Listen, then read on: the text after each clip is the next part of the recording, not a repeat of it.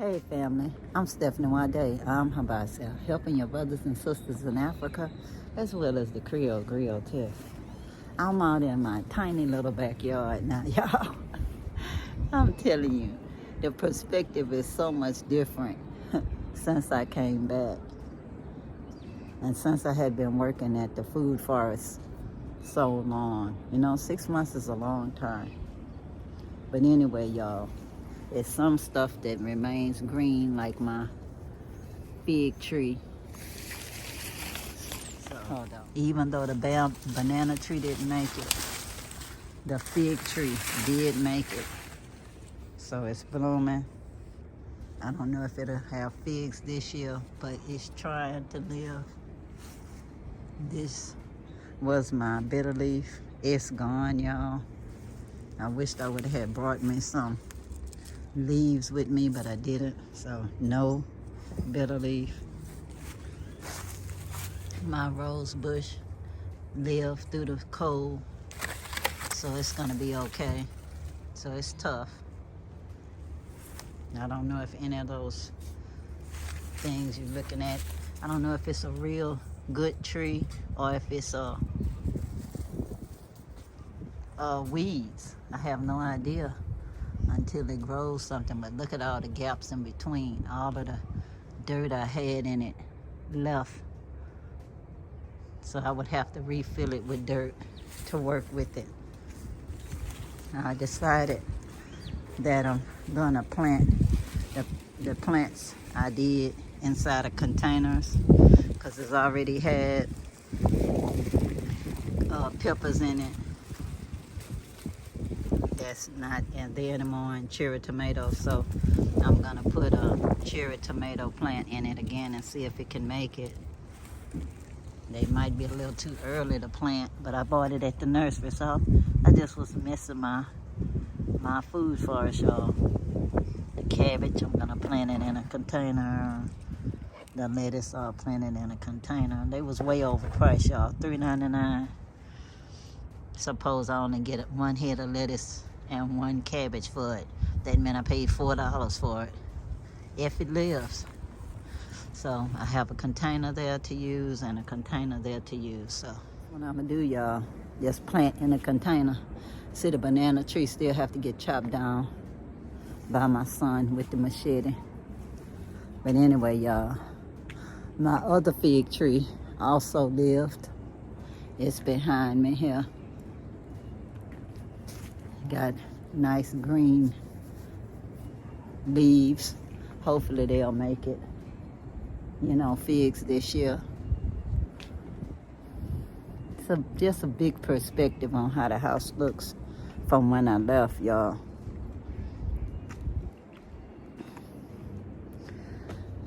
I'm gonna go inside and cook me something for breakfast, even though it's late here.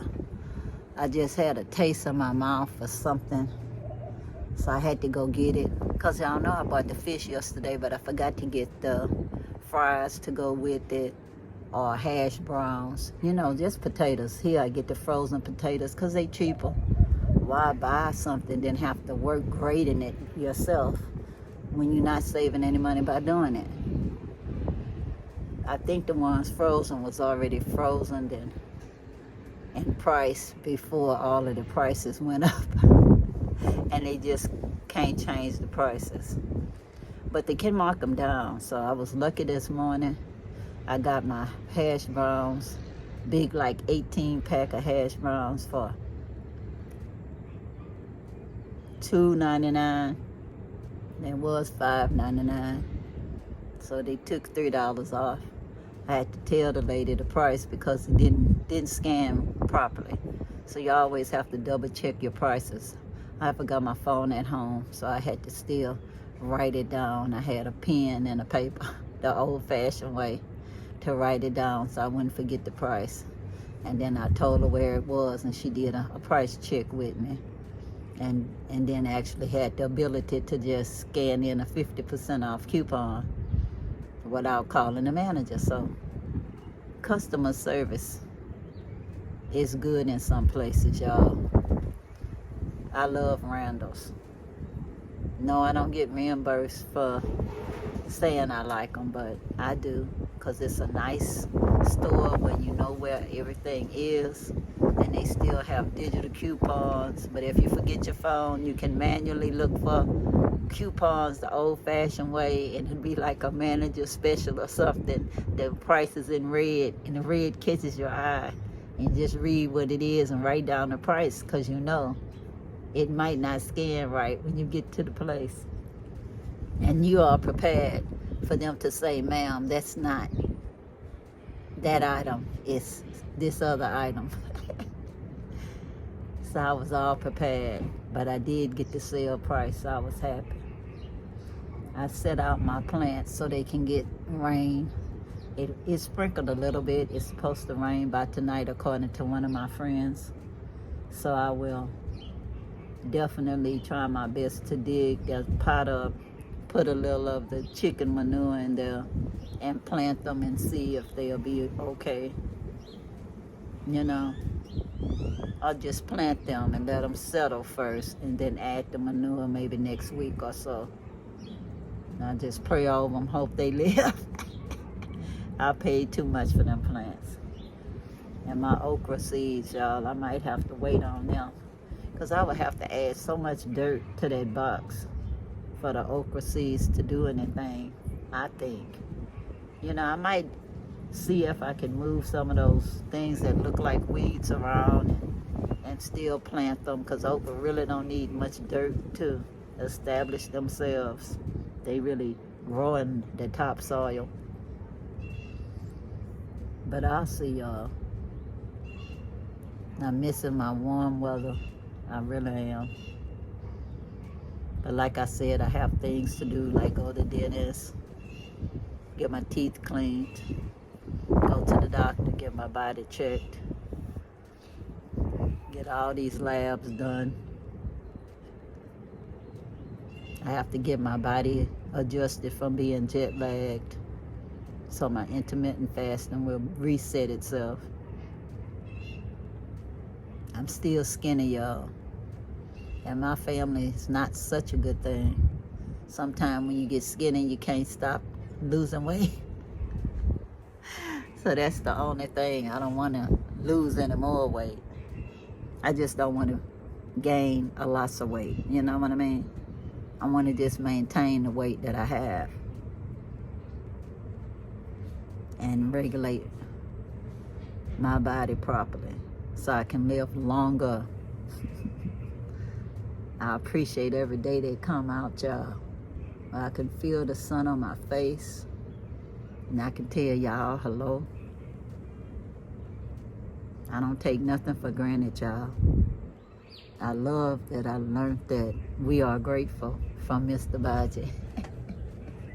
I was already grateful, y'all, but just to be able to say we are grateful, it's just something about that. Saying it out loud. I am grateful for everything. For just breathing, walking around, even if you gotta walk real slow because you don't want nothing to pop. You don't want your ankle to pop or your knee to pop. You don't want to have to lean on the grocery cart. You know you're not in pain, but you know you hear body parts that want to snap out of place. Y'all, growing old gracefully is a mystery. You do your best to live your life. You try not to be too good, because they say the good die young, and y'all, I want to live a long time. But I don't want to be a bad person, because I don't want eternity to be unbearable. And I like doing the good stuff.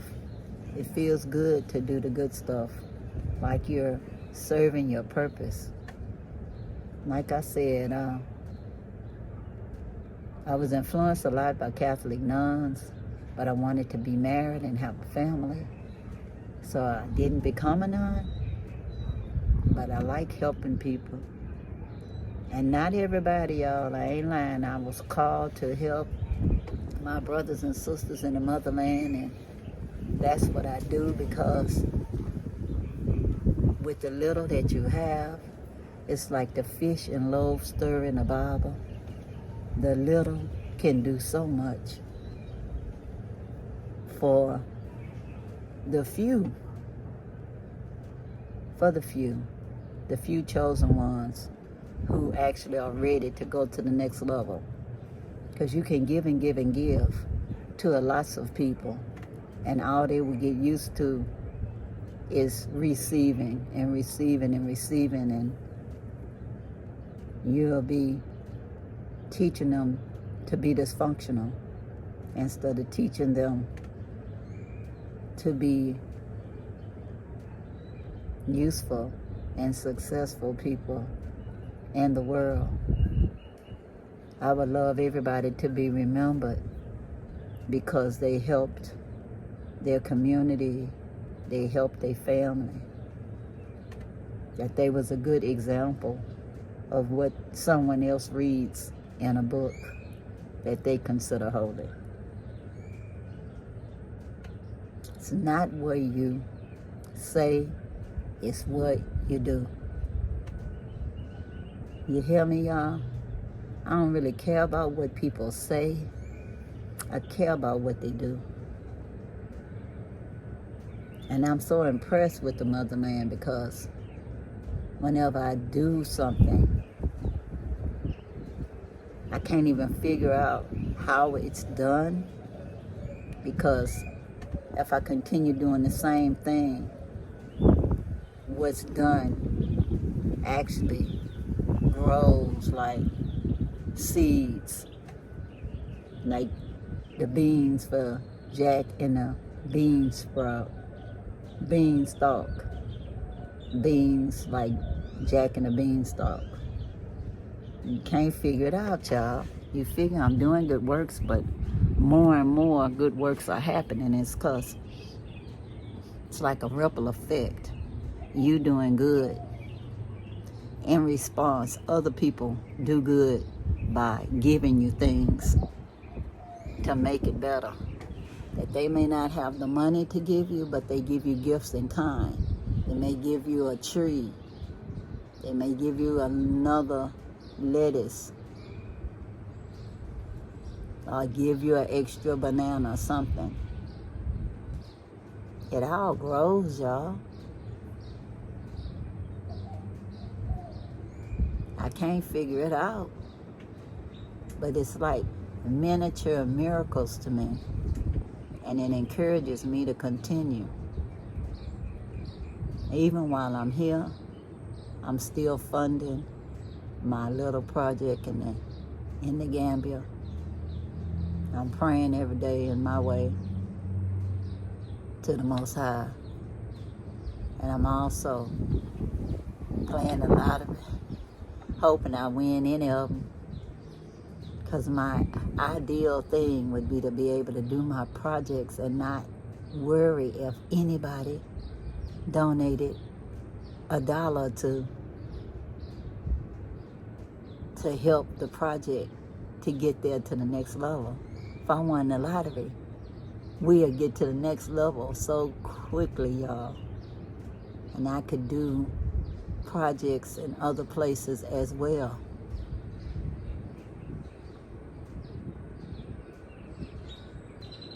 So anyway, if the Most High puts it on your heart to donate $1 or $2 to Habasia Incorporated, not Stephanie Wade, to Habasia, a 501c3 organization, that your donation is tax deductible, at least in the United States, to the full extent of the law.